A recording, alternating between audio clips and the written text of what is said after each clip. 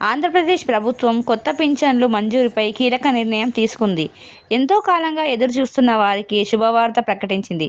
కూటమి సర్కార్ ఏడాదిగా అర్హత ఉన్న పెన్షన్ పొందని లబ్ధిదారులకు ముఖ్యమంత్రి చంద్రబాబును సర్కార్ గుడ్ న్యూస్ ఇచ్చింది.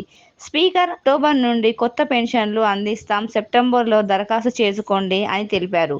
రాష్ట్రంలో కొత్త ప్రభుత్వం అధికారంలోకి వచ్చిన తర్వాత పెన్షన్లపై మళ్లీ చర్చ మొదలైంది. పెన్షన్ కోసం దరఖాస్తు చేసుకున్న వారంతా ఆశగా ఎదురు చూస్తున్నారు. వృద్ధాప్య, వితంతు, ఒంటరి మహిళలు, ట్రాన్స్జెండర్లు, గీత కార్మికులు, మత్స్యకారులు పెన్షన్ 3,000 రూపాయల నుండి 4,000 రూపాయల వరకు పెరిగింది.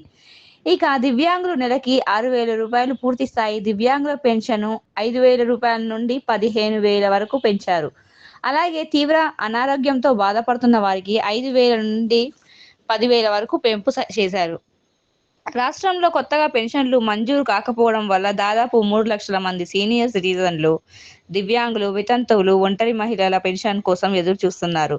గతంలో ప్రతి సంవత్సరం జనవరి, జూలై నెలల్లో కొత్త పెన్షన్లు మంజూరు చేసేవారు. కానీ 2023 జూలై నుండి పెన్షన్ మంజూరీ నిలిచిపోయింది. టీడీపీ ప్రభుత్వం అధికారంలోకి వచ్చినప్పటికీ ఇప్పటి వరకు కొత్త పెన్షన్లు మంజూరు చేయలేదు. దరఖాస్తులు స్వీకరణ కూడా నిలిపివేశారు. ఇప్పుడు 3 లక్షల కొత్త పెన్షన్లు రావచ్చని అంచనా. ఇది మొత్తం 67 లక్షలకు పెన్షన్ల సంఖ్య చేరే అవకాశం ఉంది. గతంలో రద్దయిన పెన్షన్లను తిరిగి పరిశీలించి 2 నుండి 3 లక్షల అనర్హుల పెన్షన్లు రద్దు చేయాలని, పెన్షన్ కోసం దరఖాస్తు చేసుకునే అవకాశం ఎప్పుడు వస్తుందో తెలియక ప్రజలు ఆందోళన చెందుతున్నారు.